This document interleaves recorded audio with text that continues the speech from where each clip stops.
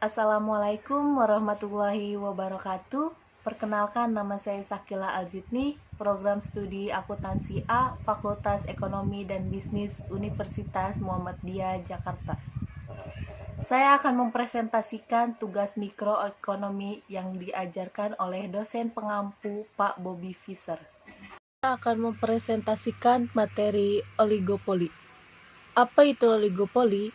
Oligopoli merupakan bentuk persaingan pasar tidak sempurna, di mana hanya terdiri atas beberapa perusahaan atau penjual yang menjual produk homogen atau sejenis.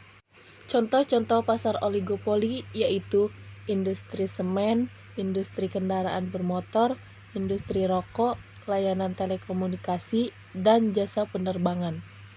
Kekuatan pasar dalam oligopoli. Kekuatan pasar, market power, adalah kemampuan perusahaan untuk mempengaruhi harga produknya di pasar. Perusahaan memiliki kekuatan pasar jika mereka dapat mendominasi pasokan pasar, atau mereka dapat mendiferensiasi penawaran, memungkinkan mereka untuk menetapkan harga premium. Next, selanjutnya, mengapa kekuatan pasar itu penting? Bagi perusahaan, kekuatan pasar sumber terpenting untuk menghasilkan laba ekonomi dalam jangka panjang. Mereka dapat menaikkan harga tanpa kehilangan pelanggan.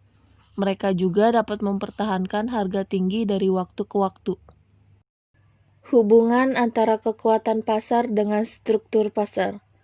Di dalam pasar oligopoli, perusahaan menikmati kekuatan pasar yang substansial. Itu bersumber dari hambatan masuk yang tinggi, dominasi pasokan, atau diferensiasi produk.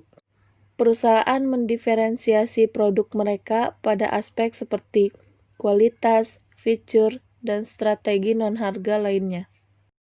Karena pasar terdiri dari sedikit pemain, koordinasi bersama untuk mempengaruhi harga pasar lebih mudah. Itu memberi insentif para pemain untuk berkolusi atau membuat kartel. Praktek anti persaingan semacam itu meningkatkan kekuatan pasar di antara pemain. Selanjutnya, di pasar oligopoli, beberapa pemain mendominasi dan menguasai pangsa pasar yang substansial. Mereka dapat mempengaruhi pasokan dan harga pasar tanpa berkolusi. Nah, di sini ada model oligopoli, model Cournot. Asumsinya ada bahwa jika perusahaan telah menentukan tingkat produksinya atau outputnya, maka perusahaan tersebut tidak akan mengubahnya. Atas dasar asumsi inilah, perusahaan pesaingnya akan menentukan tingkat produksinya. Dalam pasar duopoli, hanya terdapat dua perusahaan yang menjual produk yang homogen. Dengan demikian, hanya terdapat satu harga pasar. Harga pasar ditentukan oleh keseimbangan antara jumlah total output yang dihasilkan oleh dua perusahaan dengan permintaan pasar.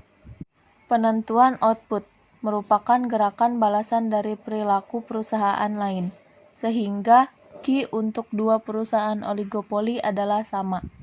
Jika dalam menentukan tingkat output terbaik, setiap perusahaan mengasumsikan perusahaan lain mempertahankan harga bukan output pada tingkat yang konstan, maka ini disebut model Bertrand. Model yang kedua yaitu model Edgeworth. Asumsinya jika hanya terdapat dua perusahaan dengan komoditi yang homogen. 1. Setiap perusahaan mempunyai kapasitas. 2. Setiap perusahaan mempunyai kapasitas produksi dan tidak dapat memenuhi seluruh penawaran pasar. 3. Setiap perusahaan dalam mencoba memaksimumkan TR atau keuntungan total mengasumsikan bahwa perusahaan lain akan mempertahankan harganya pada tingkat yang konstan. Akibatnya akan terjadi fluktuasi harga produk yang terus-menerus di antara harga monopoli dan harga output maksimum dari setiap perusahaan. Yang ketiga, model Chamberlain. Chamberlain mengasumsikan bahwa dua polis saling mengakui ketergantungan antar mereka, sehingga dua polis tersebut menetapkan harga-harga yang sama, menjual jumlah yang sama, dan memaksimumkan keuntungan bersama. Keseimbangan pasar terjadi bila ditetapkan satu harga kesepakatan. Jika perusahaan A yang pertama masuk pasar, maka ia akan memproduksi di titik A. B masuk pasar dan menganggap bahwa A tetap akan berproduksi di Q tersebut, maka B akan menjual di titik B. Q dan P lebih rendah dari P dan Q di perusahaan.